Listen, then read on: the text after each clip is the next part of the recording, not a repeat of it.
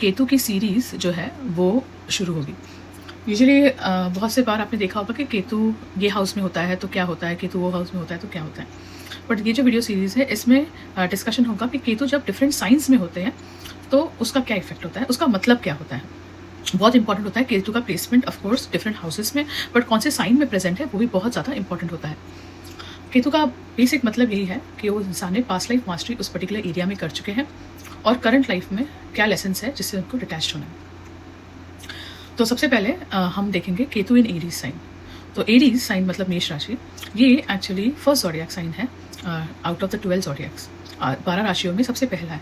अब जो मेष राशि या जो एरीज साइन है ये एक्चुअली जब शुरुआत होती है it is actually the birth of ego, मतलब एग्जिस्टेंस का बर्थ है एरीज साइन। अब केतु का जो नेचुरल नेचर है वो होता है डिसॉल्व करना एग्जिस्टेंस या ईगो को डिसॉल्व करना, मतलब फॉल्स ईगो को। जैसे एक इंसान बॉडी से आइडेंटिफाई करता है तो वो होता है राइज ऑफ ईगो या तो बर्थ ऑफ ईगो, जो एरीज है। और केतु है डिसॉल्व करने का nature for that particular ego. तो आप देखिए ये ऑलरेडी एक कॉन्ट्राडिक्शन हो जाता है। एरीज का जो मेष राशि वाले होते हैं उनका नेचर ही ये होता है survival mode, independence, impulsiveness, raw desire to act. कभी कभार इतने स्पर में चीज़ें करना कि उनको ऐसा लगता है कि सर्वाइवल मोड है, ये चीज़ मुझे करने की ज़रूरत है।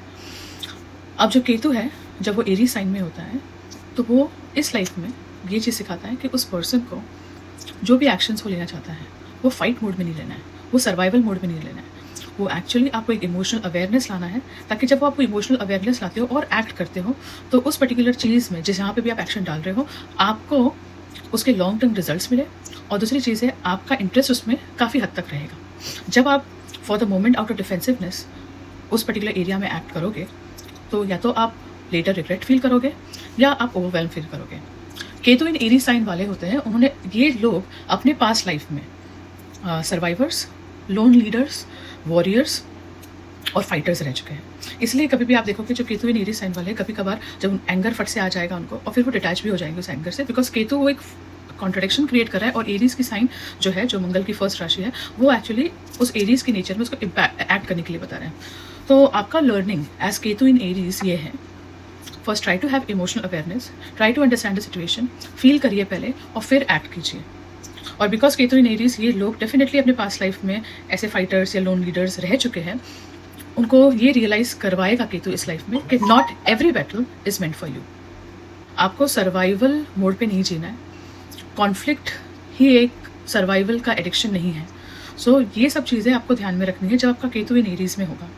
Because as soon as the person starts to understand that I have to act but I have to also recognise कि इस चीज़ के पीछे क्या इमोशनल अवेयरनेस है, तो फिर वो Ketu in Aries properly act करता है। बिकॉज केतु इन एरीज वाले ये भी सोचते हैं कि they need conflict, they need challenges in life to actually be a life.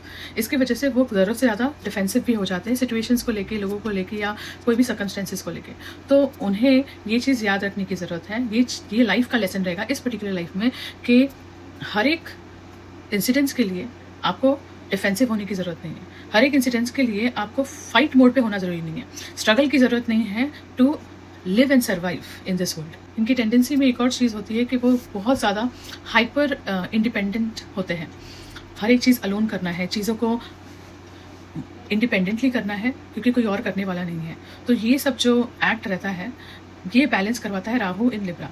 तो इसी वजह से वो सिखाता है बैलेंस, मतलब कोऑपरेशन। तो इन लोगों को, केतु इन एरीज वालों को, अगर सपोज वो पर्टिकुलर केतु की प्लेसमेंट फर्स्ट हाउस में होगा, आप देखोगे ये लोग बहुत से टाइम सोचते हैं कि मैं अलोन हूँ, अलोन लीडर हूँ, अलोन चीज़ें करना है मुझे, इंडिपेंडेंटली एंड अलोन वे में करना है। तो आइसोलेशन आ जाता है डेफिनेटली, बट उनको लर्न करना पड़ता है cooperation.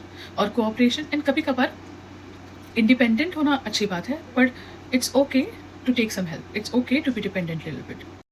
So in the end, Ketu in Aries आपके ये लाइफ के लेसन में सिखाता है कि आपको इम्पल्सिव इंडिपेंडेंस को रिलीज करना चाहिए। और दूसरी चीज़ है cooperation, so that conscious actions can arise, because you are not just an lone leader, this is not your only battle, and you can initiate things by taking help from others.